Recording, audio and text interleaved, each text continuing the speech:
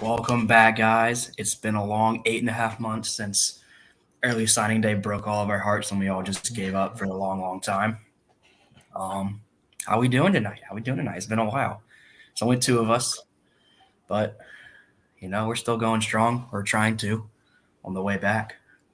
Oh yeah, I'm doing good. I've had some things come up in my personal life that just kind of kept me busy. Obviously, early National Signing Day broke a lot of our hearts, including Christians, who ended up leaving the show partially because of Travis Hunter, partially because he's got other responsibilities to take care of himself too.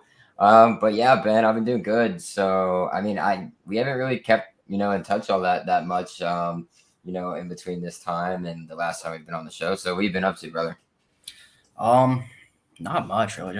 I really just watch sports, lose money gambling, drink some beer every now and then.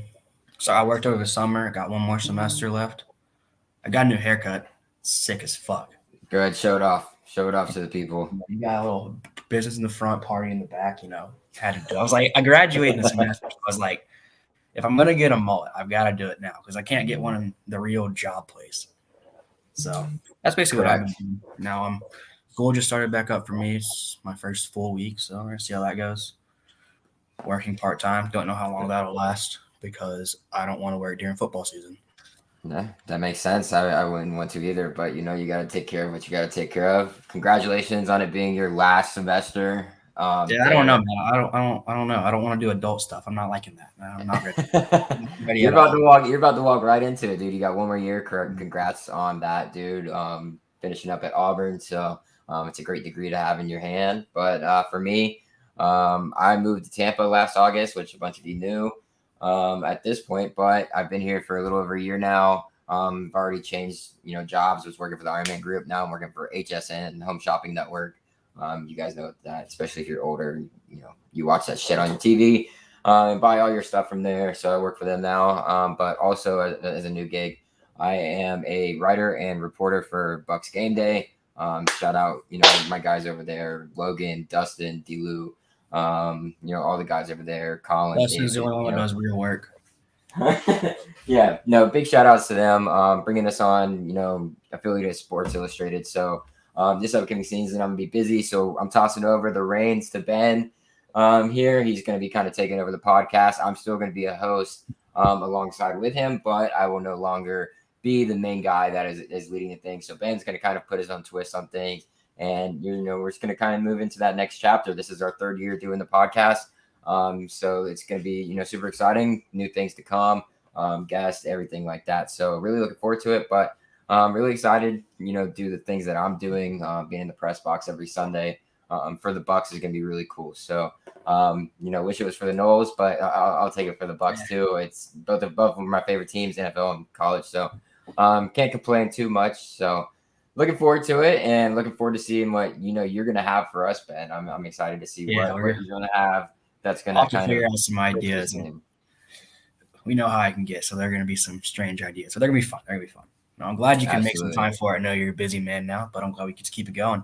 It's always fun talking about FSU sports, especially during baseball season. I've got some baseball guys growing up. I might not be as locked in as I used to be, though, man. I won't say that. It's hard to keep up with it all, like not being on Twitter all the time and seeing all the mess that's going on. But I'm going to stay in as much tact as I can to it. So we'll see how it goes. I'm going to do the best that I can and provide as much insight as I can. And I'll probably be bringing the same stupid takes that I had before, multiple times when I decided to get really heavily blasted on the show. So we'll see how that goes throughout the year. Remember that one time we did the recruiting predictions? You were blasting your prediction. It was like Marvin Jones Jr. said he's going to Auburn. I was like, all right, dude, you got to stop drinking. I was like, some outrageous takes, that's for sure. But we'll keep it riding, dude. Yeah. Well, let's start it back with our famous what are we sipping on tonight? I've gone with a nice Busch Light in a Budweiser glass. So it's kind of like on draft. One of these nights I'll bring out a Four Loko, have a good time. Those are always fun. That's going to be part of your grown-up process. Once you graduate, you got to move on from some of these beers and Four Lokos that you've been drinking. So, yeah, you got to grow up in that shade of things, dude. I don't know what your deal is, but respect for the light. I just had a Four Loko not long ago, actually, so I can't really be talking. Right before I went to the weekend concert, so that was a great time. Fell down like three things of stairs, so that was great. Yeah, but for me tonight, I am drinking a locally brewed beer at a Tampa Bay Brewing Company called Transmission Zero. Just actually went there yesterday with my parents. They came into town, so really liked it. Picked up a few for myself. So good stuff. Nice IPA. You know how I do. What happened to you? You used to be drinking. You used to pound Bud Lights. Now we're going to IPAs. Oh yeah. It's part of growing up process, dude. What am I telling you? I'll get some nice Terrapin beer. They have the Braves game and bring There it you back. go. That's a good one. That's a good one. So you know a little bit about. I love a good nice beer. Thought we were still drinking the light beers yet. But all right. Mm-hmm. Anyways, so I guess the first thing I cover, since I guess we didn't get to cover spring ball or recruiting since then, is the quarterback situation. It's a very interesting topic right now. Obviously, Chris Parsons decommitted. Not really a comment on that because that's not my place to say. We were supposed to get what was his name again? The guy who went to Ohio State. Kid's gonna be raw. Brock Glenn. That was unfortunate. You kind of knew it was coming when he kept pushing back his commitment. It's like once he got that Ohio State offer, he's like, all right, I'm gonna commit. It's like you knew it was coming, especially in the days leading up to it. Once the long ball came in, which kind of sucks because I don't really think whoever see much playing time there, but just keep some communication. So if you give him the transfer portal, not really. I mean, he's doing what he wants to do, but I think they're going to get bigger and better guys. And props to him for believing in himself because not all quarterback commits like competition Parsons. But yeah. What are your thoughts on it? Yeah, I mean, it's been an interesting unfolding of events. Ultimately, we all thought Parsons was kind of going to be the bell cow of that class, kind of bring in these other recruits that were going to be highly touted or possibly have a chance to develop into something. But the good thing is that with either of these quarterbacks, ultimately Chris Parsons decommitting and then Brock Glenn deciding to go to Ohio State, we haven't seen, recruiting fall off at all. So that's a positive. You usually, whenever you see a quarterback decommit from a program, you start to see kind of it fall off on the other end of the recruiting trail as well. That hasn't happened. So that's a positive out of it. Is it a bummer to see, Parsons, who was a longtime commit, end up decommitting, and he's now committed to Mississippi State? Yeah, it hurts, but you also look at the teams that he was being recruited by and who he ultimately ended up committing to, and it's not really that that big of a nail in our coffin. Ultimately, is it going to be hard to kind of grab a top guy now that Brock Glenn has also decided to commit to Ohio State as probably going to be like their fourth string guy? Yeah, it'll be hard to see that. I really fucking hate going a cycle without a quarterback. We dealt with this a few years back with Willie Taggart not being able to bring in a quarterback in one of those cycles. So it's just something to keep an eye on. We do have that information on where we got to see his first starting gig from I forget his name, starts with a K. But yep. So his first start absolutely blew the brakes off of the team they played. They were up, I think, like 45 zip at halftime or something crazy like that. And the guy had 3 touchdowns with still under 200 yards passing. So something to keep an eye on there with him. But overall, I guess the biggest question mark here is like, who are we going to bring in? Who is it going to be? Who's going to be that staple at the quarterback position for us moving forward this 2023 cycle? So it'll be interesting to see. But if we have momentum this year, we've got a couple guys already in there, whether that's Duffy or Rodemaker. So I think I have enough belief in either of the. I believe in both of those guys to be able to get the job done in Mike's system. If Travis does by chance go down, I don't think this will be Travis's last year. I think he'll probably come one more unless he has a year where he's putting his name out there and is just unbelievable. Outside of what we've already seen, he's going to have to really take it, like kind of jump past a stepping stone point in his development as a quarterback. So if he's able to do that, so be it. Great, go ahead and leave. But I'm not too worried about it. I think we'll be fine. I just hate it. I hate not bringing in a quarterback. But overall, it's not going to be super hurtful to us in the end of the day. You see what Kayla said in the comments? Christian discussed the reasons Supreme Court is No, Christian, this is not that type of show. You know this. I don't know. I don't like ever not signing seal guys or quarterbacks. But like in the transfer portal era, it's a great thing. You can always get a grad transfer or someone, but that's a short term solution, not a long term solution. Mm-hmm. We utilize that for the past 2 or 3 years with Mike. So it's time to get some high school guys, time to develop them, time to put on your big boy pants. This isn't Memphis. Let's recruit. But that all starts with winning games. So we'll see how that goes. Yeah, we'll see. But with the rest of recruiting shaking out, it doesn't seem too bad. So do we want to, you want to talk about that a little bit about how the 2023 class is ultimately shaping up? Yeah, I can. I'll pull it up real quick. Yeah, go ahead and pull it up because I mean we got guys who are looking really good. I don't know if you've seen the tape on Twitter of how Kendrick Falk was playing in his first game, but he looks good. And then also I think probably one of the biggest things to touch on here when it does come to this class is the offensive line work we're doing on the trail with Atkins as well. Atkins is him. I love him. He might be the only guy that's pulling his weight on the trail aside from maybe Odell. There you go. I mean, they're doing work, so we'll see what the rest of them can do. But there's been some disappointments. But looking at it, I mean, you got offensive linemen like Lucas Simmons coming in strong, Roger Kearney. You also have trying to look at my list here. There's probably some other guys. I don't know why I'm not being able to see them all, but maybe some guys in 2024 classes who I was thinking of as well. But the defensive line as well, like you were talking about Odell Higgins, Keldrick Falk, that 4-star, and then Keith Sampson and Lamont Green Jr. still at the top of those boards too. So it looks good. I'm very optimistic about it. It's still early in the cycle. So, early national signing day comes December. So overall ranked right now, 22, not horrible at all. So a lot of ways to go, but what do you see in the positives of that? I really like the Samuel Singleton pickup from running back I think it was like 2 weeks ago. Mm-hmm. He got injured last year, but if he can recover fully, he's fast. He's got wheels, he's got a burn. I know we heard it before. Some of the guys this kid's fast. He's explosive, and he's going to be good. We could take a bunch of unranked guys, and that's the one position I really trust Mike at is running back. He always gets guys going pro. Like, look what he's done with Trayshawn Ward already. Mm-hmm. Walk on to starting on the depth chart. I mean, we're bringing in Benson. Everyone criticized him. He's looked good in ball camp, spring camp.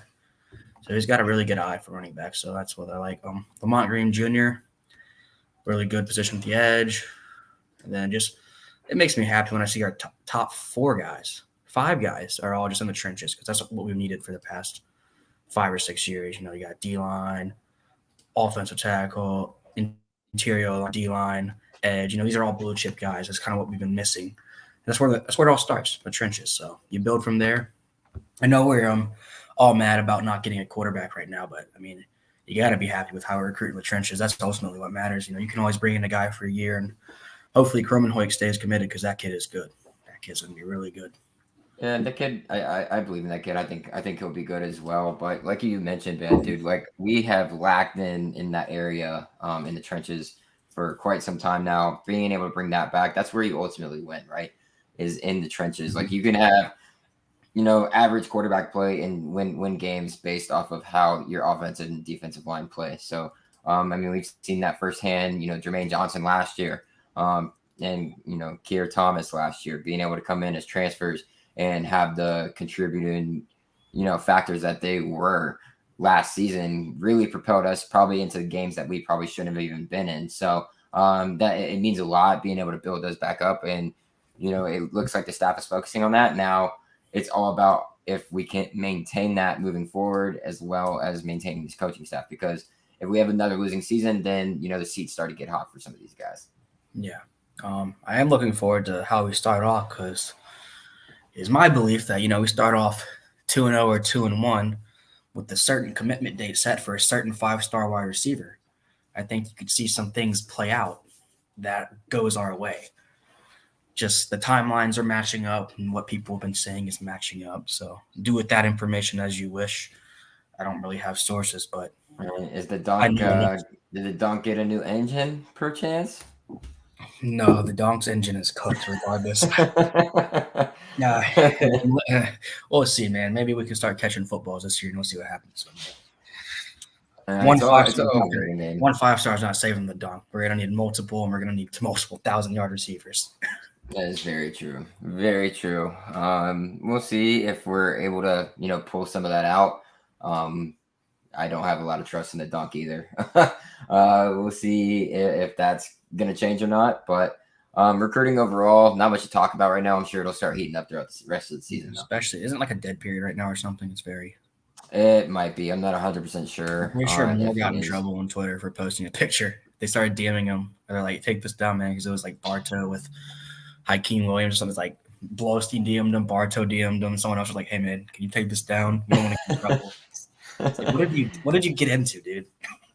Speaking of recruiting, did you see that god awful official scholarship offers we sent out? Of course. No, Yeah, yeah, dude. What the fuck was that about? I don't know. It's not going to make a kid decommit or not. At least you got the name right this time. I know that's been an issue Right. before, or the position right.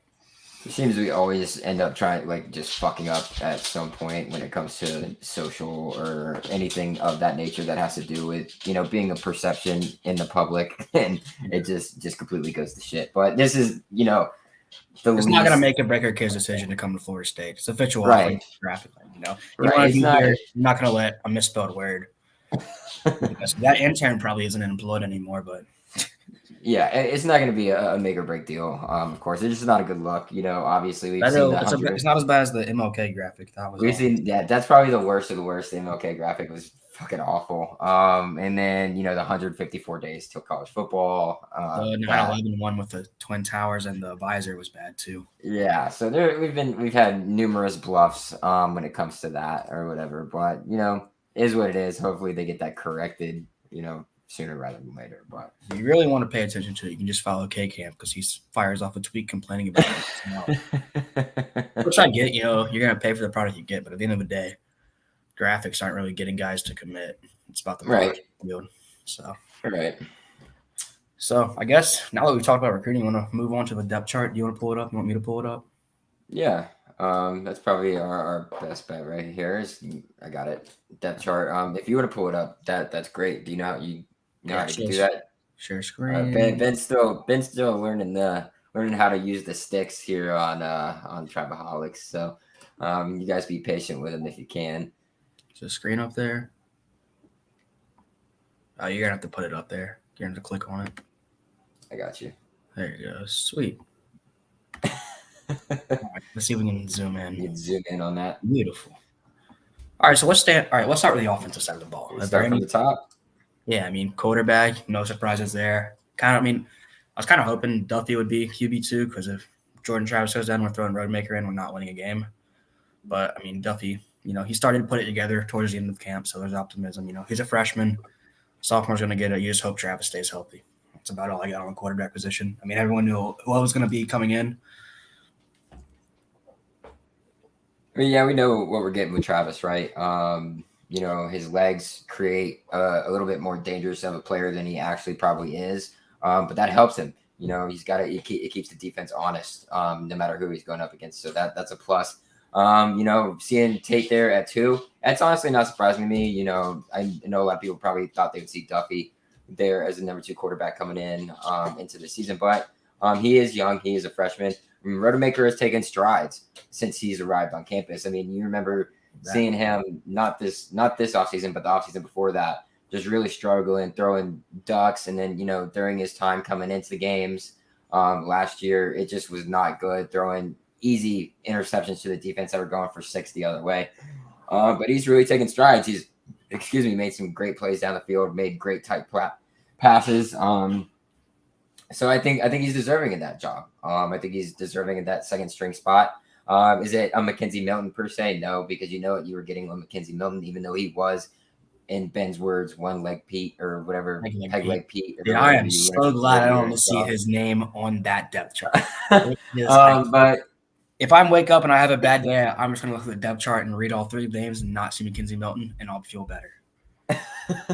Yeah, you're very happy to see him be off the depth chart, but I think it's probably right where it should be. Obviously Jordan, Tate, and then followed by Duffy. Duffy's gonna make some strides as well this upcoming season as well as next offseason. So hopefully it doesn't come to it. Hopefully Jordan's able to stay healthy with that added muscle and extra pounds. that he put on this offseason and coming into this year, that he's able to, survive some of those hits that knocked him out of games last year. You look at particular games like the UF game, where we probably would have won. We probably had a great chance of winning that game if Jordan did not end up going out late. So there's games like that where, it could have been swayed, but, hopefully he's able to survive a lot of those hits that he was not able to last year, now that he's added on this extra weight and everything. So I like it. Not as deep as I would like it to be, but to just not continue to harp on it. It's going to be what it's going to be at this point. Then we're bringing in some high school guys. Yeah, we'll just move on every time from there. So it's just going to be what it's going to be, and hopefully Jordan can stay healthy, because that's the biggest thing. Yeah. Well, running back, I honestly thought Trey Benson was going to be the starter, but I really don't think it matters. We're going to see a split backfield between the three guys, just situational stuff. That's kind of how Mike uses them. I think Trayshawn's been here longer. He's been the leader. He's shown what he's got. And Benson was injured last year, so he may not. He's probably still 100%, but he's still getting back on his feet. And then Toafili is just a completely different back than you have between Benson and Ward. So, right. So even though we expect to see running back committee, who do you think is going to end up getting the most touches out of those guys? This is tough. I feel like Trey Benson's going to he'll end the year as the guy, but I think for the first half of the season, I think you're going to see Trayshawn get most of the touches. It wouldn't surprise me. Like, Toafili is a little dark horse guy to me, because he's a really good receiving back. So if he puts on a little weight, because 6'0", 185, it's not the best for goal line touches or moving the rock through the trenches. But I could see him. I mean, I really couldn't predict, but I do think at the end of the year, I think Benson will be our leading rusher. Yeah, I think he'll be our leading rusher in terms of carries as well as yardage throughout the whole season. Just looking at what he was able to do in the spring game, how explosive he looked, how big he looked running the ball, just running low with his pad level and running downhill, being able to cut after his injury and everything like that. Just looks completely healthy from where he was at. Super highly recruited out of high school. Is pretty much the same back that he was coming out of high school, and maybe even better at this point, even after sitting out last season with an injury at Oregon, not being able to get on the field very much. So I think he'll be, ultimately the number one guy, and then, followed there by a Trayshawn Ward, who I think we'll probably see similar stats that we saw last year from him, primarily kind of behind Corbin, who ended up being that, I guess, lead back for Florida State last year. So I think he'll kind of serve in that similar role. I mean, he is only a redshirt sophomore. He's going to have at least one more year here, most likely. I think he's going to just play out until he gets his degree, and then end up seeing if he can eventually just be the solo single guy for us. I know that's not how Mike likes to run a system, but once a guy starts to kind of show himself, Mike kind of, gives that guy the majority of the best opportunities available. So he still can work his way up there. And then, Toa, baby 9, is working his way, just taking his lumps, trying to get bigger. We know he's always had trouble with putting on weight, added weight. I mean, he's still a tiny dude sitting there at 187. But while you're down a day, he'll put on weight real fast. He'll make an impact, that's for sure. I think he'll probably make maybe a little bit more of an impact in the passing game than so maybe some of the other backs that we have, just because he Antonio Gibson type guy, right. More JD McKissick, I would say. Right. Some of those, I'm trying to think Swiss Army knife guys that Norvell has had in the past at his previous locations and previous schools. So, we saw him. His biggest play last year was against Clemson, and he is slowly learning to, how to play the game at the speed that it's supposed to be played at, instead of just, reading and reacting from the offensive standpoint, making the defense do that instead, and setting himself up for success. He should get better this year. He'll get plenty of touches, more than he did so last year. So I like the running back room a lot. And I think it's probably going to ultimately be our strongest position group out of, both the offense and the defense. Yeah. So I guess we'll move on to the wide receiver spot. Anything really stand out to you? Those are the Pittman, Wilson, McLean, and Wilson. Those are the 4 guys that I thought were going to be really, competing for the starting 3 spots. Deuce Spann being an Orr was a shock to me. I didn't know. He's coming farther along than we had thought, or maybe we're just playing mind games at LSU. I don't know how big of a contributor he's going to be early on this year or this year at all, but being a highlighted Orr on the depth chart is definitely something worth noting. Right. It is worth noting. Is it something that you particularly wouldn't pay a whole lot of attention to? Probably not. We're probably going to see these guys shuffled around a ton, Mhm. in my opinion. You look at guys like Micah Pittman, Deuce Spann, Johnny Wilson, all these, newcomers that are onto the team, and they all provide a different, asset when it comes to it. Mhm. And not to mention Winston Wright, who knows when we're going to be able to see him to transfer out of WVU. So all these guys provide something different. Mike is kind of that dog, the tiny dude who's just a dog out on the outside. When it comes to Deuce Spann, he's just a young guy who really needs to be developed, but has a lot of the attributes and tools to be able to be a pretty decent above average wide receiver. Give him a go route every And now and then. Send him what? deep. Just give him a little go route a couple times a Yeah, game. that's fine. Just send him deep, see if Jordan can, get some air under the ball and give it to him. And then I think the biggest standout, which everybody has seen so far throughout, all of off season, and I guess it kind of started early on in spring, right, where all the question marks started to become, oh, Johnny Wilson has bricks for hands. He's only a blocker for the team on the outside because he was the number one overall rated blocking wide receiver in the nation last year at Arizona State. But he was having the drop problems when he first got here in the spring, and he has slowly progressed into being a weapon that could possibly be a game changer for us on Look, the outside. look at that shit. 6'7", 235 as a wide receiver. Like, you thought Scary. Kelvin Benjamin was big. What was he, like 6'5", 6'6"? This guy's Yeah. probably got, well, I guess now he doesn't He's have got a foot, or not a foot. He's got about an inch or two on Kelvin. Yeah, and I guess he has some weight on college Kelvin. Kelvin turned into a tight end in the NFL. But college Kelvin, he's got some weight on him. Like, that's But like, there's, imagine that 5'9" Duquesne DB going up against Johnny Wilson in the end zone. yeah, I mean, it's scary, right? Like if he can unlock the potential that he has, right, then he can be one of the most dangerous weapons in the ACC because there's a lot of unproven besides what's his name at UNC. Is probably the only guy that you can really point to that's like, oh, a solidified factor in their passing game for a team in the ACC at this point. Addison, left Pitt, ended up going to USC, so you can't really talk about him anymore. So Johnny has an opportunity to make himself one of the best wide receivers in the ACC this year if he is able to continue what he has put in and the work he's put in and continue the efforts that he's done up until this point. And then we kind of know what we're getting in Ontario Wilson as well as Kentron. You still got Keyshawn. Is Keyshawn still here? Jesus. Not on Matudi, but he's still here. He's still here. He's been I here lied forever. so hard for that man. I lied so hard. Gonna be here. Be a great presence in the locker room. We know we're giving Keyshawn. He's a leader. That's what he's gonna do. He doesn't really care on if he's playing or not. He just wants the team to succeed. And then I guess the biggest breakout guy is gonna come down to Malik McClain. We've all been expecting it. Guys are him. They will be our two best receivers. Right. They should be our two best receivers. That's what we should expect. Our two best receivers should be Johnny Wilson and Malik McClain, two guys who are 6'3" and taller, both of them 200 plus, young stud guys that can be able to get the job done. Okay. They're going to have to for this wide receiver room to be successful. And then you have another guy like Micah Pittman or Ontario Wilson sitting there in the slot being able to make things happen. So it'll be interesting to see this. I think the wide receiver room has tons of potential. Yeah, there's no excuses we can't make excuses saying Travis didn't have any wide receivers like he did last year. He's got guys there, unless all these guys just completely stop being decent at the sport. But we can't.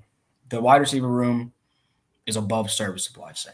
A little, it's good. It's good. Almost good. I'll go almost good.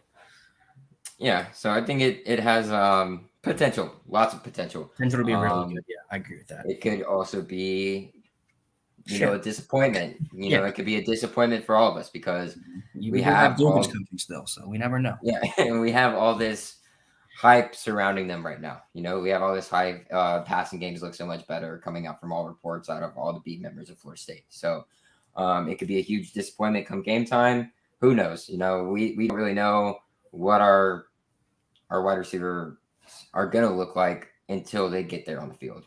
Yeah. Tight end, I'm not moved, to be honest with you. I mean, Cameron McDonald, he's good, but aside from that, it's like Do you remember like when Mike was hired as our head coach? It He was was like, like, oh, he utilizes tight ends so well. He's did getting he use our leading tight end? Like we had like 300 tight end yards combined last year. And we didn't use the that was middle of like the field until like week 8. I was like, okay. that was like the whole talk. I remember us having that conversation. We were just like, oh yeah, I can't wait for him to get in here, start bringing in some tight ends. We can utilize 2 tight end sets. We can do all this type of I shit. mean, shit, just throw out 5 wide receivers at this point. Like, come on now. Yeah. I mean, But I mean, I do like how there's 2 tight ends listed this time with the chart, which makes me think we'll see more 2 tight end sets and a little bit more utilization from that position. Because if we can get Cameron Ward going and Martin Douglas going, just even for blocking purposes, just a couple of receptions a game across the middle of the field, that's going to open so much up. I mean, you know what you're getting, right? With Marcus and Douglas, he's more of your blocking type dude. Cam is working on his blocking. He's an okay average blocker at best right now. We'll see if he's been able to improve on that. He said that's something that he's been trying to pinpoint in practice is improve and work on his blocking. But he is more of that pass catching guy. He's the older guy, Richard Senior, excuse me, been here for a while. And then you have guys like Wyatt Rector, and then I know Preston Daniels sitting there ahead of Jackson West on the depth chart, but I think West has probably moved ahead of him at this point. So those guys are kind of, Yeah, someone was hit or lying to me miss. about Brian Courtney. Just I kind don't of see him on here. They said he was going to be right. our leading wide receiver or tight end. I don't see him on here. So No, I mean Cameron McDonald. I would, if I had to say, there's going to be a tight end that would lead us in receptions or anything. It would be him, just because that is his specialty. That's what he's good at. Good at that chip block and then getting out there for whether it's a screen or running a nice whatchamacallit, up the middle. So that's probably our best bet there, but nothing to really be overly stoked about when it comes to the tight end position. Yeah. And then O-line, I mean, we knew, I guess, Mario Smith was going to be out for a little bit. We're hearing it's relatively minor. He won't be here this week. I think we're probably just keeping him healthy for LSU. Which is probably a great sign, because earlier reports were not good. It was not good when it came to him. So, seeing that news is probably uplifting for a bunch of us. Yeah. People are liking the Darius Washington thing, because he's got a lot of size for a center. So you get him there, he can snap the ball. That'll be good. No idea who either of these 2 guys are. I found out this guy was a Charlotte transfer, but I'm assuming that's because of the Mari Smith injury. We were looking at, we're like, who are these guys? Who are the right guards? Well, I mean, both of those guys are transfers. Dimitri, yeah. I mean, they're both big dudes. They look like 36. Dang. Yeah, I mean, they look like your prototypical guard should look. Short, stumpy, big old dudes with a lot of lower body and upper body strength. So they're going to be able to get the job done. I'm not too worried about the guard spots, because you got Dylan Gibbons at the left guard spot, which has kind of been your anchor these past 2 seasons on that line. Your leader transferred from Notre Dame, so great stuff for him. Does great and everything. Robert Scott obviously getting the start there at left tackle. What's interesting for me there is that Armella has already kind of positioned himself as number 2 at that position, which is fantastic to see out of him. Makes me excited.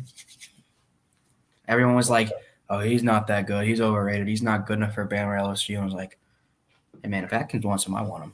I'll take him. It's a 4-star. It'll bump up our average.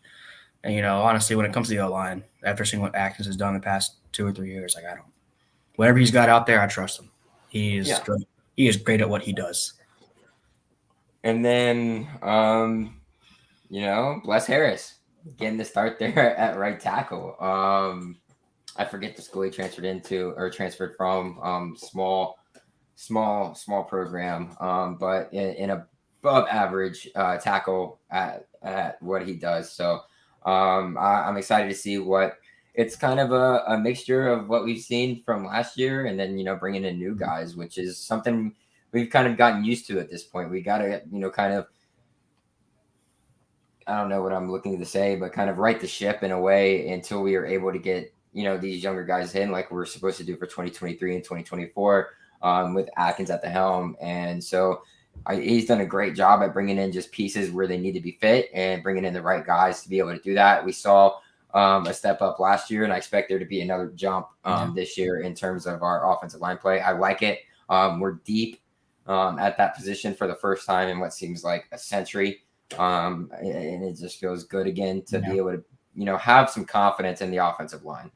Yeah, it might be the first time since 2013 that we could say our O line is good and not just above average or very bad. There's a lot of potential here, and I like it. Hopefully, it'll keep Jordan healthier than he was last year. That's all you can ask for. Yep. I guess all the D line stuff. I mean, you pretty much knew Fabian was going to start, Cooper was going to start, Briggs was going to start. I thought Verse was going to start. I'm surprised to see McClendon and Verse as older guys. Someone said it could be based on the formation we roll out. I don't really know, but I think that probably makes the most sense to me, right? Yeah, I mean they're very similar in height and weight, but I guess they could have different play styles. Well, they're very similar in. Well, I don't know. Verse he reminds me of more of a bully, right? Like he's just gonna bull rush you. He's gonna be that type that's just gonna get in there. He's still got to kind of work on his technique. He is just a redshirt sophomore, coming out of Albany, which was a FCS school. So he's still trying to acclimate himself into the FBS level, not alone the FBS level, but the level which Florida State plays. He brings a lot of energy, which is the same thing Derek McClendon does. I don't know if you watched the video that Florida State put out today, A Day in the Life. They both bring hella fucking energy, which is fucking fantastic. I love to see that from our defensive ends. And McClendon looks a lot different than he did last year. I don't know if everybody else is seeing that. Dude, he looks fit as hell. He looks like he can get past anybody. Very quick off the edge, uses his technique, uses his arms a lot. So he's kind of a little bit different than Verse at this point in their careers in college. But that is something to keep an eye on, Verse or McClendon. But I mean, shit, I can't. I'm not gonna be upset with whichever one does start the game because I know they're gonna rotate them in. Yeah, that front. I guess front four. I was gonna say five because there's 5 guys that you have, as starters or but that front 4 or 5 is gonna be disgusting. They can stay healthy. It might. I'm gonna say I'm pretty confident it's gonna be a top 20 group. Do you think so? I think you're saying that it's going to be if you're putting that statement out there, Ben. You're saying that they could be a top 20, top 15, defensive line group. Then ultimately, you're saying that they will be better than last year's defensive line group. I agree. I mean, last year's defensive line was good. I mean, Jermaine Johnson carried it. It was still good, but now you've got the guys that played last year. They're also getting developed more under Odell, and then you may not have the same stud player you have as Jermaine Johnson, but overall, you're going to have. I think it's going to be well-rounded. Better, right. More balanced attack than having your stud on the outside, and then Kier was good, but he wasn't necessarily great. He was able to help clog up that middle. But you have another thing with Briggs, having another year of development. Cooper's coming back for his 4th year now with the program. Has tons of playing time underneath his belt. And then Fabian Lovett, the transfer from Mississippi State, who is also just another year in the program. We already know what he can bring too. He was a stud last year.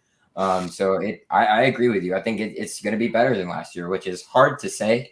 Excuse me. It's hard to say because last year's group was beyond probably my expectations that I even had coming in.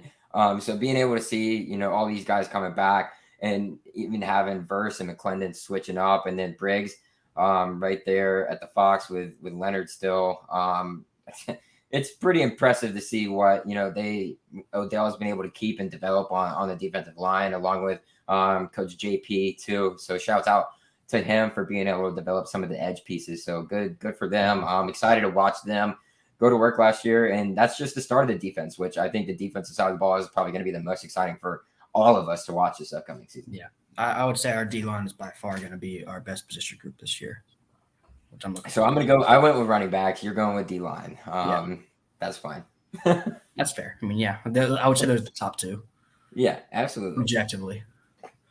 How do you feel about linebacker? I mean, it can't be much worse in the past couple of years. Transfers.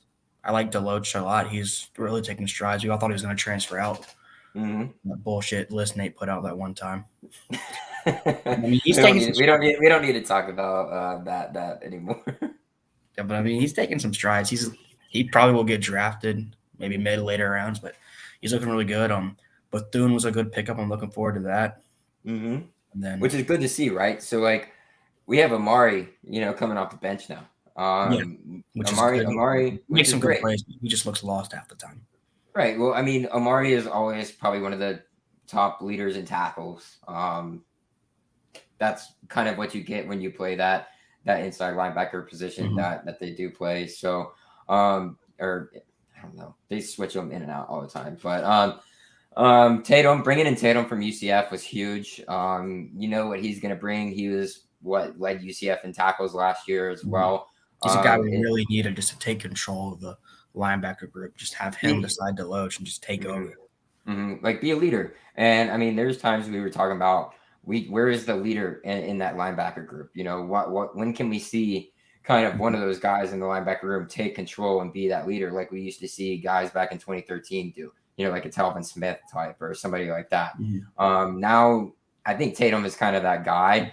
He was that guy at UCF. We expect him to come in and play that role now. We didn't get to see him much in the spring because he did have that injury. So now it's just kind of wait and see. We haven't even seen much of him in terms of tape from, whether the beats being able to report it or not. It's just wait and see. Is he going to be able to be that person that we want to? I think he is. We're a lot deeper than we were last year at this point at that Mhm. position. We did lose. What was our linebackers coach? Ended up going to VT to be their defensive coordinator. Chris Marv. Chris Marv left to go to VT. I'm Be their not losing defensive sleep over that. to be their defensive coordinator. Randy Shannon kind of comes off the field role. Is now the linebackers coach for us. Hasn't really shown that it's any different than what Chris Marv was able to do, but we'll see when it comes to play time because Chris Marv was a hell of a linebacking coach on the field. He had a lot of work to do on the recruiting trail and Yeah. being able to build his name there. We do know Randy brings that aspect with him in the recruiting trail, especially down in Mhm. South Florida, the Miami area. But some people say maybe he's past his time. He's not, the same Randy Shannon that we knew him as. Blah, blah, blah. We haven't really seen a lot take off in the recruiting aspect of things. That's But we'll fair. see when it comes to the field. That's also what I said about Odell 2 or 3 years ago, and he proved me wrong. So we'll see what happens. Right. But speaking on Kalen, shouts to him. I remember, his first season here. It was just kind of like, what the hell are you doing? Mhm. Like he just not good, dude. It was just not good watching him play. And I'm like, you can't just have another fucking bust of a linebacker. And but now he's proven us all wrong, He's especially that me. good, and He's a bad he can drop into coverage better than any other linebacker we've had in recent memory. He's a bad dude. He is a damn good linebacker. And then to be backed up by DJ Lundy, you earn that spot over somebody of DJ Lundy's caliber who came in, highly touted. Oh, he's going to be starting day one, and you're still holding him off. And so that's a good sign. I mean, all these guys are solid, linebackers, and I really like our group that we got going this year. Yeah. And then I guess CB, I'm excited. I think we're excited about the defense because we've improved in every area. Because you got Evan Knowles at nickel, you got Marion Cooper at corner. That's what we thought we were gonna have. Shout out to Azariah Thomas and Sam McCall. Those guys they're impressing in camp. They're impressing in practice. They look to be really good, and I think they're gonna get a lot of playing time early. Dent, I love the move towards Buck or safety, whatever you want to call it. Mm-hmm. But because he always seemed to be a step behind playing corner, but he really looked a lot better when he was playing safety last year. Jamie Robinson, preseason All American ACC, kid's good. Mm-hmm. Shaheem Brown's backing him up. He's also, a stud. We got a lot of depth here. Ronaldo Green at corner. I think by the end of the year, Azariah or McCall may be starting here. And then 7 won't be on the depth chart by like week 5. He won't be there. Well, yeah, 7's not going to be around that much longer. Unfortunately, had a lot of when he first came, we were like, oh hell yeah, fuck yeah, like let's go. When he transferred in, and last year proved to be the complete opposite. Plus is he's moved down the depth chart. We've got some young guys in there. We also got somebody to transfer out in Brownlee. He's going to Louisville. Have fun with that, Louisville. The swag master of big hits who misses regular tackles like it's none of his business.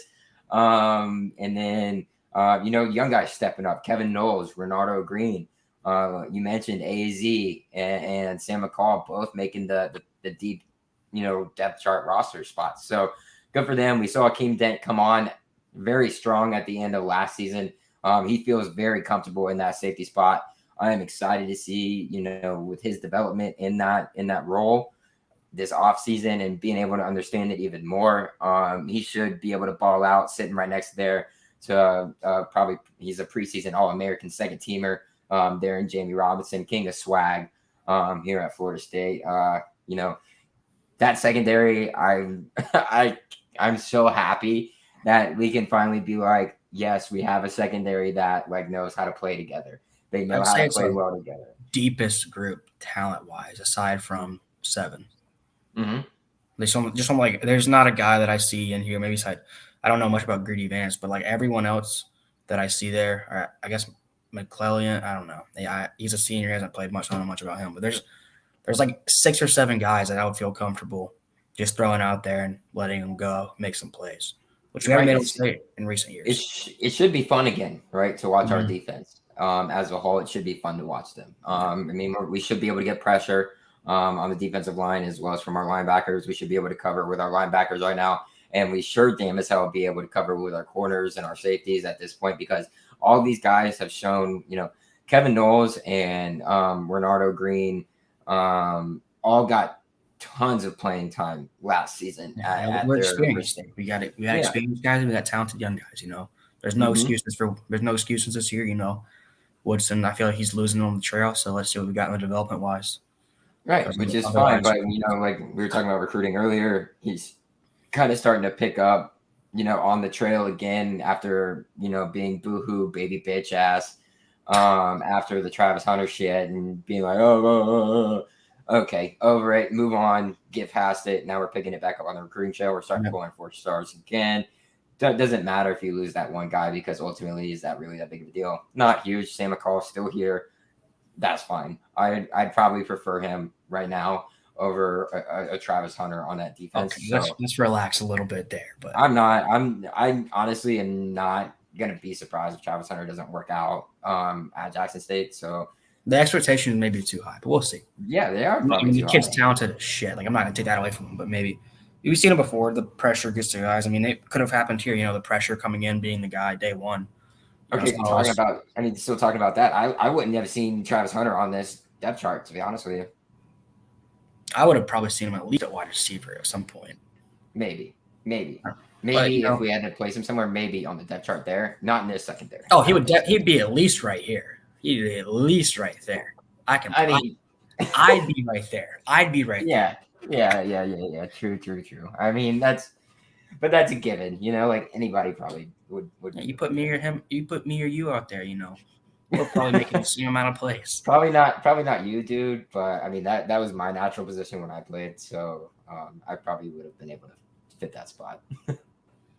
And this, I'm not really too concerned. We can just touch on this.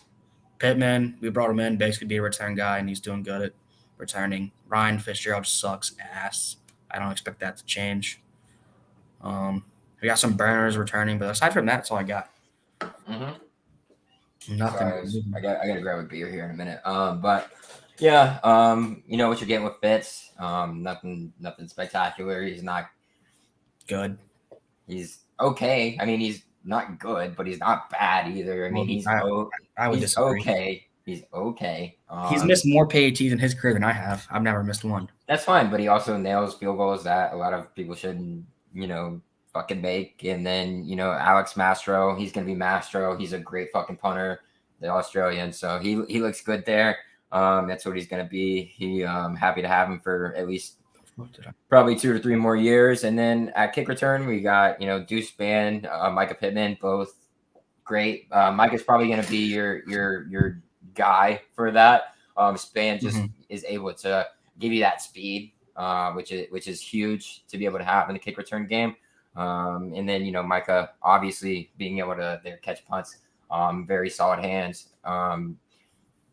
He's talked about it when he was mic'd up during the spring and things that he hasn't done it in a while, but it's like natural to him. And he's like, this won't be the only thing I'm doing, but I'm good at it. So he's got a lot of confidence there. Hopefully his breakup and shit doesn't, affect that, and he's able to focus on football. But I'm excited to see what he's able to do. He's finally getting his chance, finally going to be able to get the touches that he thought he deserved at Oregon. So it'll be interesting to see what he's able to do, not only in the return game, but at wide receiver as well. Yeah. All right. So while you go get a beer, I guess we're going to end up moving on to some game by game, just picks and quick little breakdowns. We took a while on the depth chart, so we'll try to speed up a little bit. But to start, I mean, there's not much to say. You got Duquesne. I got that as a win, I hope, considering after Are you keeping track of these? Yeah, I got them. I got my notes pulled up. I'm just gonna put W or L by each one. All right. Duquesne, I mean, there's no excuse for it not to be a W. If not, you can go ahead and get the coaching hot board search going for week 2 because Mike won't be coaching week 2. But especially after the JSU game, the players should be ready to locked in to go. Mm-hmm. We may not win by as much as people want because I think we're gonna hide the playbook for LSU. I think we should be up 21-0 after the first quarter, pull the starters, and just run the ball down their throat. Mm-hmm. So I got that as a W. For the first time since 2016, we start 1-0. That's fucking nuts.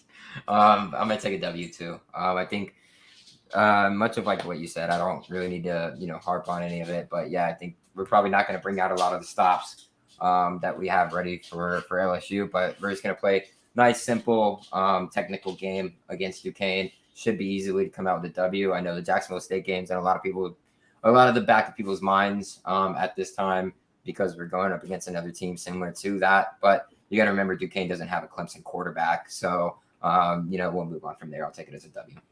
Yeah. At LSU, I'll be there. They're having some issues snapping the ball, so our D-line should eat. I'm really, really optimistic. I really want to put it as a W, but I can't because that means I'll have to put us at like 9-3, and I don't want to do that. And yeah, every game I go to, we seem to lose. So I think it's going to be a really fun game, and it's going to be really close. And I'm very optimistic. I'm pretty optimistic. But for the sake of my record or my prediction, I've got to give us an L here, especially with a new Brian Kelly. They got a better coach.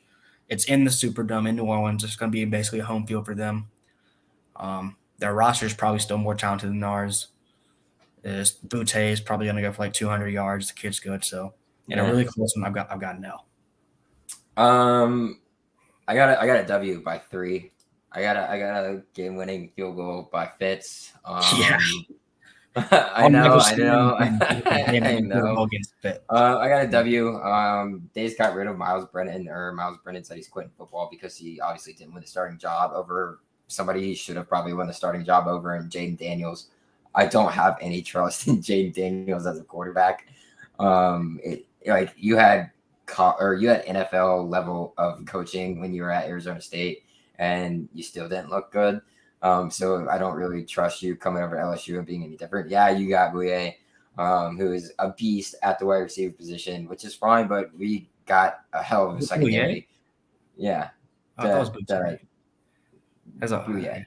Oh, okay. I guess it's Cage. And I think it's Bouye. It sounds better.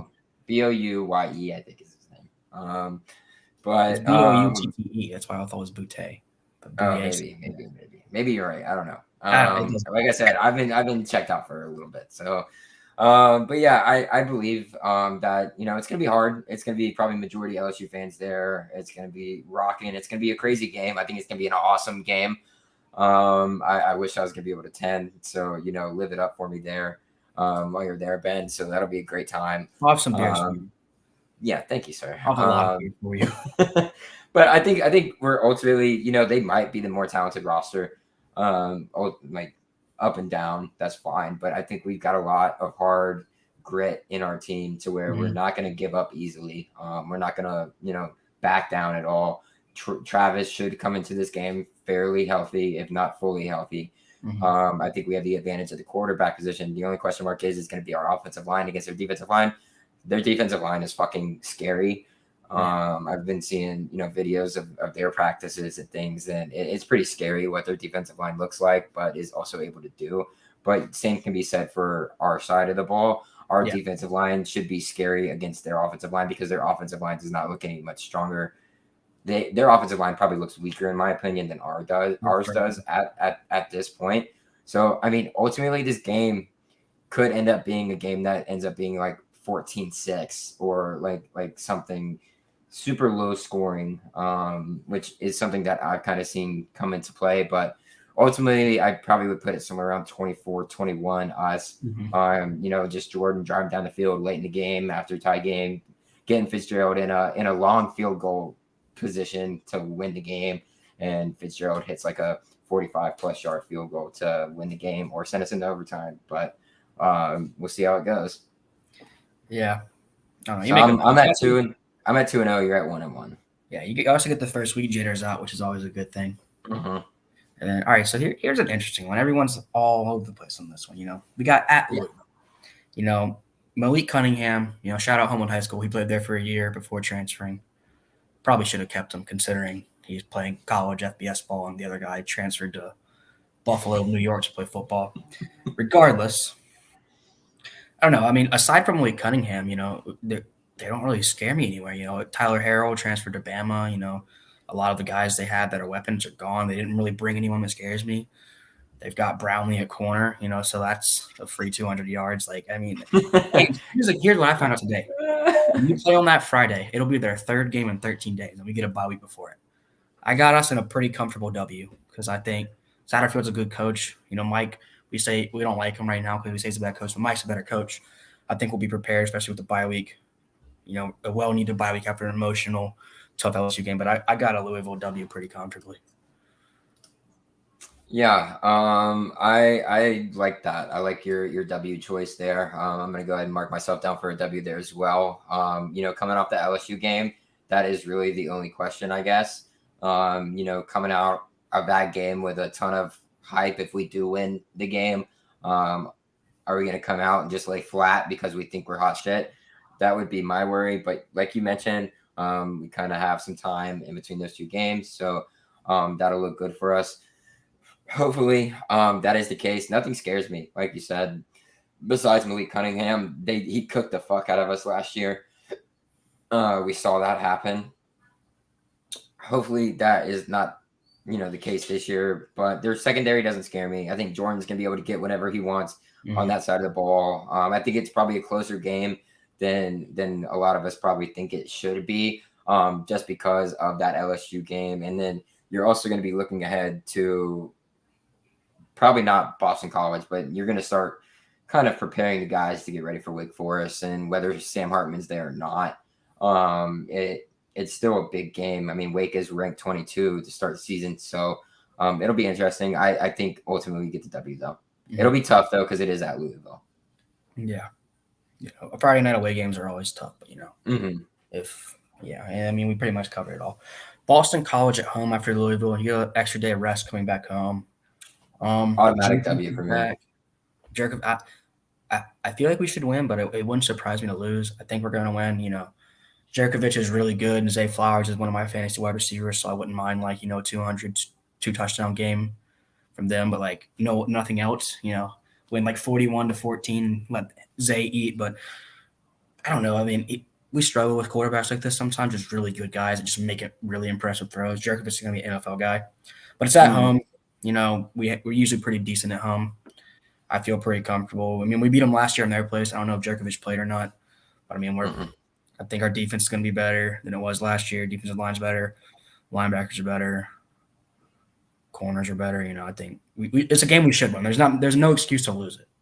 Right. I mean, I got an automatic W. I'm not, sold on Jerkovich yet. He had a great start last season before he got injured. But it's still BC.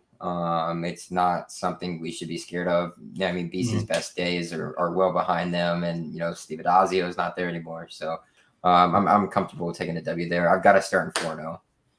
That's bold. We'll see. I like it. Wake Forest. Everyone thinks this. I'm pretty confident Sam Hartman is out for the season. I've heard something about his shoulder being injured, and I've also heard something else that I'm not going to say on stream because I don't know how credible it is. Right. It's probably the same thing that I've heard. Yeah. All right. We'll talk. Yeah. But I don't think that he will be playing that game, and I don't think it's going to matter that much. Like I said, their defense was terrible last year, and it's going to be terrible this year. They put the fucking work on us last year. So. We had 6 turnovers. That game was not as bad as it looked in the box score. If we don't turn the ball over 6 times, There's probably at least a competitive game going into the fourth. I mean, they were the better team, so they deserved to win, but they weren't 21 points better. And you saw that in the bowl game when they got absolutely throttled by Michigan State. Yeah.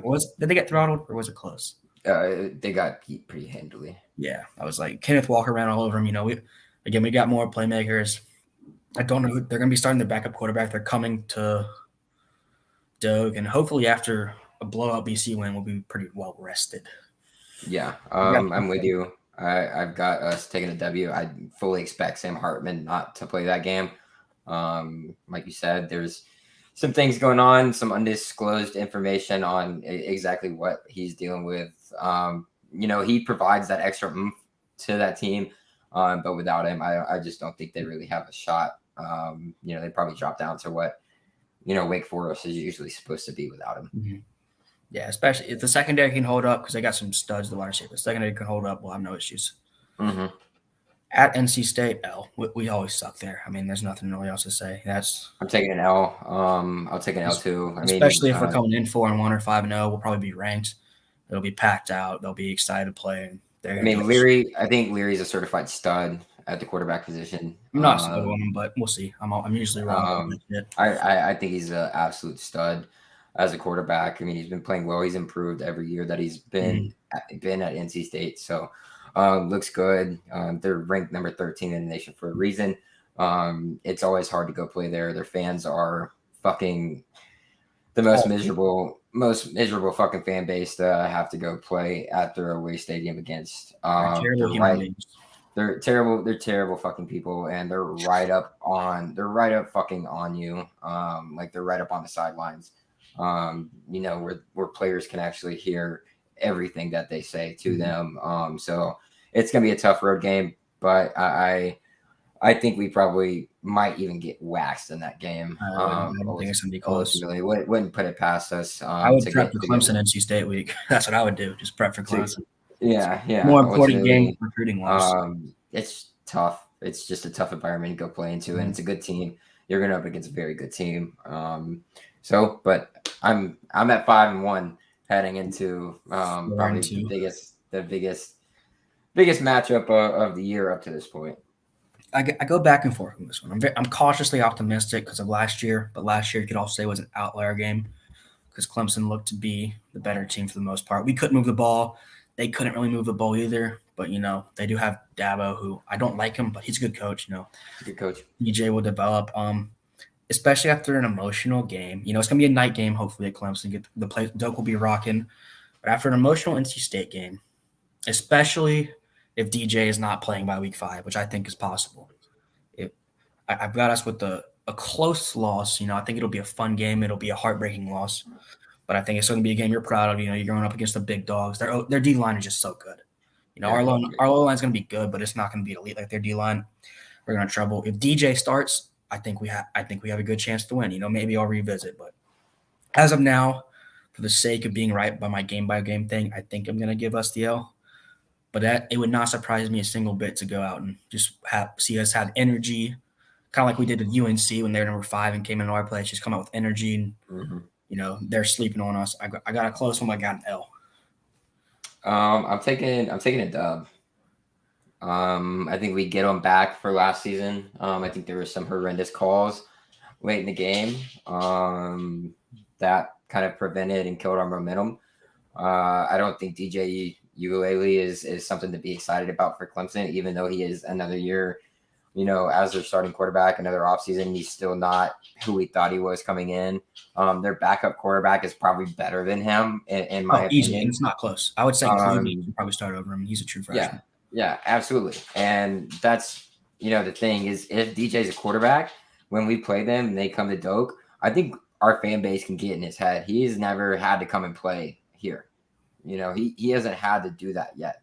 So it's going to be his first time at Doak. If we're 5-1 or even 4-2 walking into this game, we're most likely ranked at that point, in my opinion, debating on how the rest of everything falls, you know, for other teams. Especially if you're beating presumably Wake will be top 25 at that point. LSU, they won't be top 25. It's a big name. Get some respectable wins. But, I mean, both us and LSU are probably sitting right outside that top 25 just waiting to get in. You know, we're probably both sitting anywhere between probably 30 and 45 in the rankings. Either You know, LSU or FSU start off 1-0 or 2-0, they'll be ranked. yeah, exactly. So we're both sitting right out there. So that game's gonna matter a lot. And then it just kind of depends how the rest of things fall up to that point. But if we're 4-2 and 5-1 up to that point, we, beat a Wake or we somehow beat an NC State team or something like that, we should be ranked coming into this game. And it's going to be a fucking primetime matchup. Reminiscence of 2013, not exactly year 3 versus 5 matchup. But it's still gonna be a freaking game that you want to turn into, and it'll definitely be a night game. In my opinion, I think it'll definitely will be. I got a W. I just don't think DJ's got it. I think we're improved in all areas. Across the board, we're improved, and we were in the game for a much better Clemson team than we were last year. In my opinion, I thought the Clemson team last year is probably better than the Clemson team this year. Shipley is going to be a problem. Obviously, will be a problem. Continue to be a problem throughout his whole entire college career. But this is one of those guys that you want to spy on. You're going to send somebody like a Jamie Robinson or one of those dudes to just constantly, double team him. You're always going to have your best guys on him, watching him, because at this point, he's pretty much your only threat on the offensive side of the ball. That is proven, at least. Maybe some of these guys start to come out or whatnot, but not too confident in that. Dabo is a great coach. I do give him that. I don't like him, hate him with all my guts, but I do think he's a great coach. But ultimately, I think we probably come down with that win. I mean, it's at Doak. We're going to walk into it with a lot of confidence, or we should walk into it with a lot of confidence. And after being in Death Valley and showing what we did last year, it should be just the same, and we should come out with the W this year. And then, I like it. I'm optimistic, but cautiously optimistic. Georgia Tech at home, W. They won't win one or 2 games. I'm not going to say anything else on that. They stink. They're terrible. Nope. W. The only hope that they have is Jeff Sims, and that's not any hope because he lost probably his best offensive weapon in Jahmyr Gibbs to Alabama. Yeah. This will be a fun one. At Miami, I don't know. Did their fans show up? We don't know. But I just feel like the players. They do for that game. From do. Experience, they do for that game. It's gonna be close. They always are. They packed the house for that game. It's always gonna be close. It's all except for that one year. We don't talk about that. But it's always a close game. It's always a fun game. I don't really know. Like, just being at Miami, I think I'm gonna lean towards an L, especially for being a revenge game for them. They're not gonna be pleased. I think they're a little bit more talented than us. Van Dyke is that guy, as much as I hate to say it. However, I think it's going to be really close. I don't think Mario is a good in-game coach. He can recruit well, but he can't game plan and he can't coach X's and O's very well. So I think we should be able to outcoach them there. But I think ultimately, the energy and talent they have is too much for us to get the W there. I agree with you on all aspects. I think Tyler Van Dyke, everybody's kind of skittish on him, because he's the freshman guy who came in and showed out. Nobody really knew anything about him. So that's why he was able to show out and do what he did. But I think he is that guy. Like you had mentioned, I think he is that dude. He's a very humble type guy. He's not like your typical who you expect to be, from Miami, like to be a Miami quarterback. He's not flashy. He doesn't really give you all the extra shit that you expect there. He's a very humble type quarterback. So he's gunning out for us. He's already made it known that he is gunning for us, which our guys aren't going to be scared of or intimidated at all by. But, it's going to be – that's the game that you look at. It's going to be offense versus defense all day. It's going to be our defense versus their offense all freaking day. I don't believe in their defense to be able to stop us. So it's ultimately going to come down to, is our defense going to be able to stop Tyler Van Dyke in the Miami offense? Being that it is in Miami, it'll be tough. Their crowd is going to be hostile. That's the one game that they do actually all show up to. It's Super Bowl. Speaking from experience, that is the one game that they show up to. They pack Hard Rock out, and that's fine. But we can still shit on them for it because that's your Super Bowl. So I think they ultimately get us in that game. So at that point, I think I've got us at 6-2. Yes. Next game at Syracuse. I used to originally just chalk it in as a W, but I feel like we always struggle at the Carrier Dome, especially coming off the game at Miami. It'll be very emotional, but at the end of the day, I think we're better everywhere except for they have Sean Tucker, and then Garrett Schrader's not good. He carved us last year, but he's just not good. I mean, he's an old head, right? I Very think old head. He just knows the game. He's very smart. Got a great IQ. But it should be a dub there's for not him to really an hold. excuse to lose it. Will Sean Tucker be pleased with this? I hope he is. Maybe not though. Our D line's pretty good. Just stack the box, make Schrader beat us. But hopefully the Carry Dome's got some AC this time because I heard last time it was out and it was bad. Mhm. But it's a trap game. It's one that we should win. There's not really an excuse to lose it, and if we lose it, there needs to be some conversations. You're not going to fire Mike for it, but you need to be like, "What the fuck is that?" Right. Next one, Louisiana. That's a W. They lost Billy, who I don't think is a great coach. They're not talented. Or I'm not saying they're not talented. Because, you're playing at the college level, you're talented, but they're not. They're going to be smaller. They're not an FBS level team or an FC. I should say a Power 5 level team. They're FBS, but nothing about them scares me. First year coach. They don't play any tough competition all year. We're going to be the biggest team they play. We're going to be the best team they play. So, I got to, even with Florida the week after, just I'm going to be looking ahead, but I don't see us losing that game. You shouldn't lose this game. You can chalk it up, look ahead, all this, that. They've got a new head coach in who is going to be the head coach that we're playing the following week. Yeah, I mean, it should be a W. I'll mark it down as a W. Everything that you said, Ben, is completely true. So this just kind of reminds me of Duquesne. We're just kind of prepping for that matchup against Florida. Yeah, and then here's a fun one, Florida. Everyone thinks, it's kind of one of those things. The Florida fans think it's a guaranteed win for them. The FSU fan thinks it's a guaranteed win for us. I mean, I've had it as an auto win for the whole spring, whole summer. I get Billy's his first year, and they may have a slightly better roster than us, but Billy's offense is abysmal. Like, he's never had a good offense. I don't think he's as good of a coach as people say. They're like, I feel like I'm not gonna say it's Willie Taggart, but it's very similar to the Willie Taggart situation where they saw their guy, they immediately went to get him for recruiting, and then we'll see how it goes. I've got Florida at 5-7 this year. I think they could very well start 1-3. And I think that team may quit depending on that. There's no one that really scares me. People, Anthony Richardson, he's solid, but he sat Brian Emery Jones for 12 games, 11 games. Yeah, I mean, ultimately, I think it comes down to how Billy and Anthony kind of work, side by side with one another, because that's what it's going to come down to. Is how well can quarterback and coach get on the same page. That's really hard to do in a first year, right? Like first year as a head coach. How do you get on the same page with your quarterback and then your quarterback get on the same page with you? It's a difficult task to do. I ultimately think with it being in Tally, I think that gives us an edge. Another player that's coming into Tallahassee and playing for the first time as a starting quarterback, not easy thing to do. It's a night game. It's going to be hostile. It's going to be loud. It's going to be a lot of emotion in that game, especially if both your and I's predictions come true and we're walking into this game with, a decent win percentage, looking to get a better bowl than we've had in years.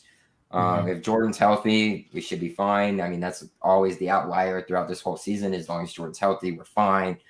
But I think we come out with a W. I don't want to say it's easy, but I also don't want to say it's something that's going to be tight. I think it's something that we can kind of just control the whole game. Yeah. And we win. We don't have to do anything spectacular. We should feel comfortable after the first 10 minutes, Right. We don't have to be spectacular at this game, right? We don't have to be great. We just can't be bad.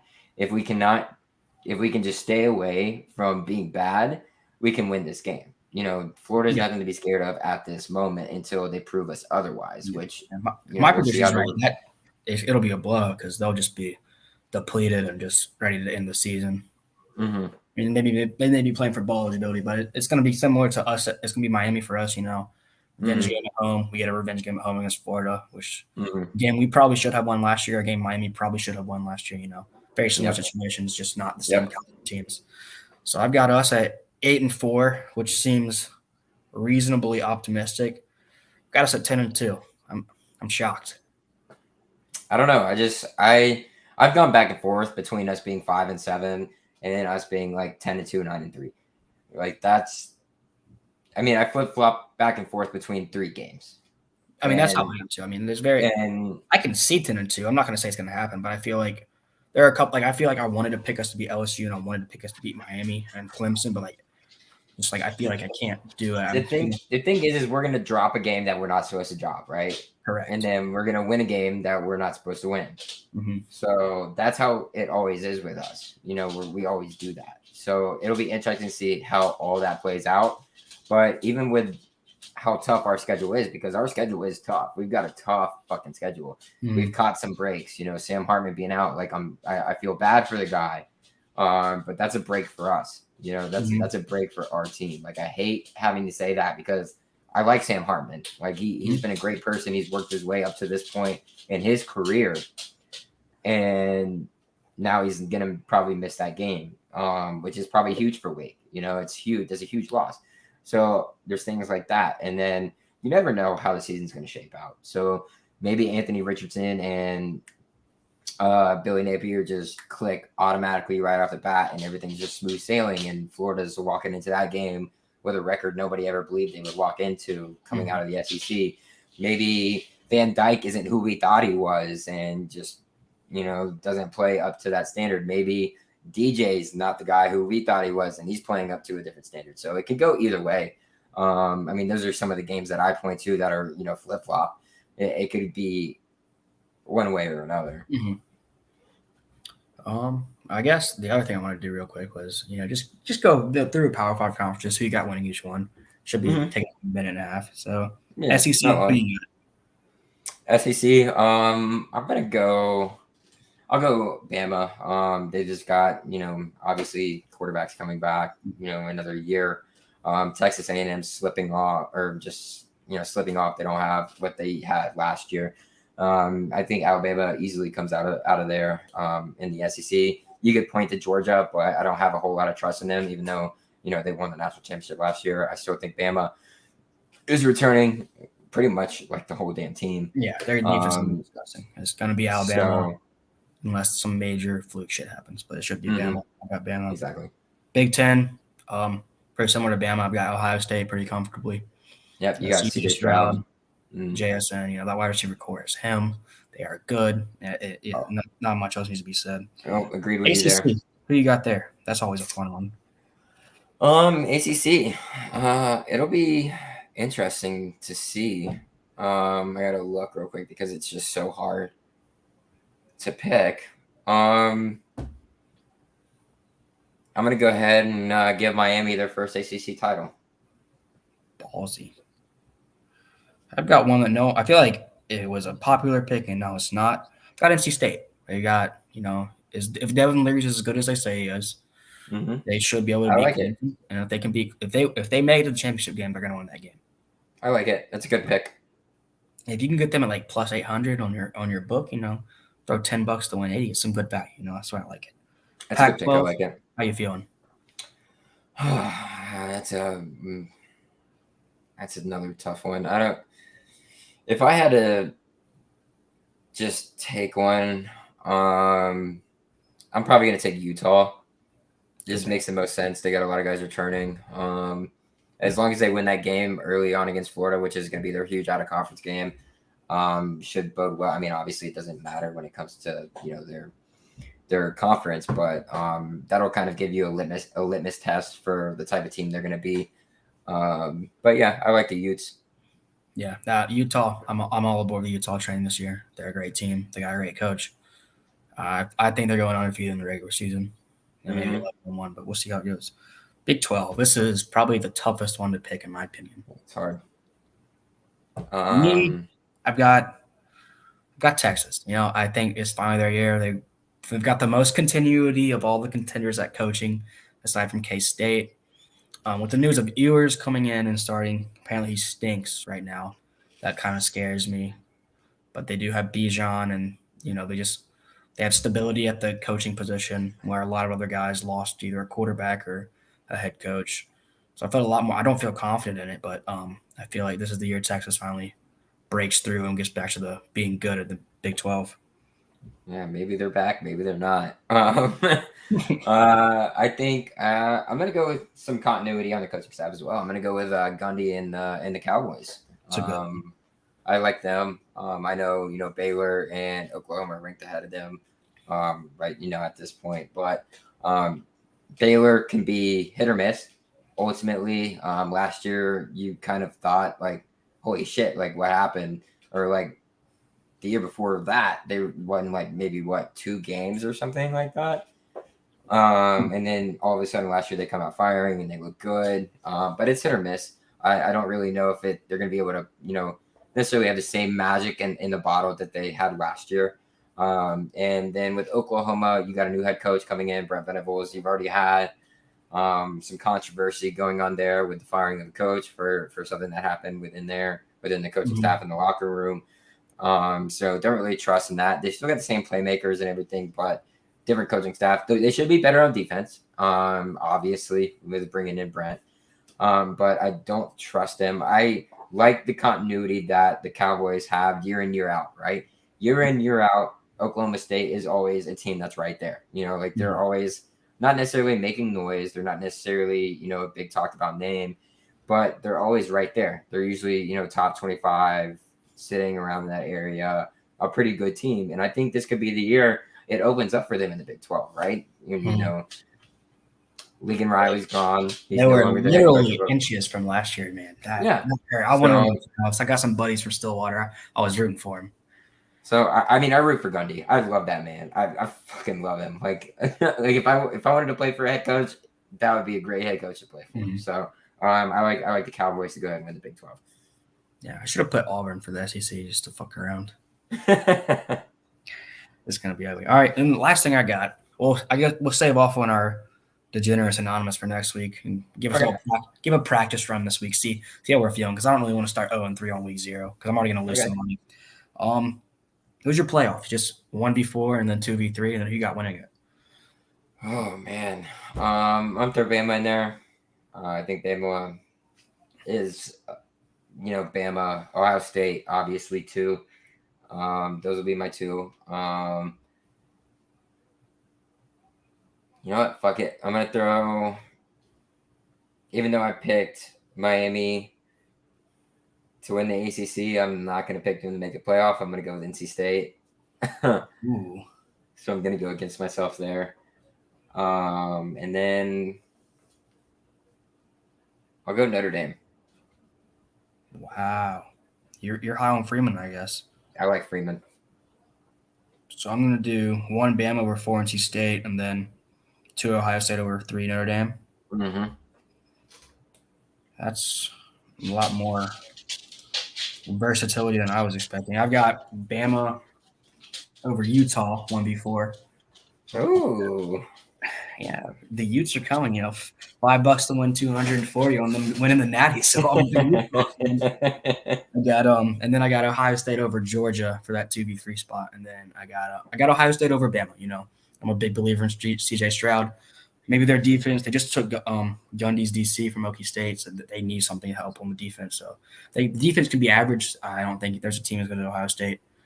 I respect Bryce Young. I respect Will Anderson. Will Anderson's the best player in the country, but Ohio State has a better quarterback and they have the better weapons on offense. And in this era, it used to be defense wins championships, offense wins games, but I think offense wins championships now. You just got to have a solid defense. Yeah. I'm going with the same matchup. I'm going Bama, Ohio State. But I've got Bama coming out with the Natty. It's just how it goes. They're bringing back whole fucking team pretty much. Yeah. So they're deep at all levels, which is typical of Alabama. Put trust in them. Nick Saban's gonna bring it year in, year out. Tired of them. Yeah, I mean he might after this year if he wins one. Who knows? But I got Bama winning it this year. Yeah, we'll see. Hopefully not, because that's my rival school. But at this point, it doesn't even hurt me because they've won so much that I'm just like, oh, look, they won another championship. Congratulations. As long as it's not Clemson, I don't really care. Clemson or Miami. It'd be cool to see A&M win one. Everyone doesn't like A&M, but I like them. Jimbo was right. I'm okay with them. I'm okay with them being 8-4 every year. Jimbo is right. I'm rooting for him. Yeah, all right, whatever. You know I'm right. You see what? All right. Well, I appreciate y'all tuning in. It was good to be back. It's been a long 8 months, but it's game week, so I'm excited. Even though it's just against Duquesne, hopefully we can just blow someone out, start 1-0 for the first time in forever. I'm excited. I've already got nerves. Oh yeah, I mean it's gonna be fun. It's kind of surreal to realize that it's in 5 days from now, or 4 days if you're listening tomorrow. So it's gonna be interesting to see what kind of we're gonna roll out there, what we're gonna look like. Who's kind of gonna show up for us. That's what we're all gonna be paying attention to. So Yep. I think we're all fucking excited about it, and it's gonna be fun to follow this for the next 6 to 8 months. So Hopefully it's it'll fun. be yeah, hopefully that's the case. But guys, as always, you can find us wherever you get your podcasts. Rate us 5-star on Apple. You can find us on Spotify. You can find us on YouTube. You can find us on Twitter, Instagram, Facebook, all the social media accounts as well. Be sure to shoot us a follow. Ben's going to be taking over, so thank you, Ben, for leading the way tonight, man. I'm looking forward. It's It gonna was be fun. It was fun. I like it. yeah, it's gonna be fun seeing you grow because I was always the one leading it, right? So I was always like, oh, I know I already, had that practice, already had that down. But you get into it, it's gonna be great. Mhm. You're gonna really love it, being able to lead the charge on what kind of we got to talk about leading, Yeah. how the conversation goes. So it's gonna be fun to see how we progress. This is your first episode, so Yeah. congrats to you, buddy. All right, fellas. Well, that's all she wrote for this one. We'll see y'all hopefully next week, as long as we can make some time for it. We're busy men, but we're gonna try to do it at least once a week, probably Monday or Tuesdays. Just when people are free. I know you're busy on Sundays with NFL stuff. Maybe Monday nights on some game days, but we can always work around it and stuff. We'll figure it Oh out. yeah, absolutely. I mean, we can shoot for Mondays, man. That's Yeah. how it'll be. Just busy schedules, but yeah. Thank you guys for tuning in. All right.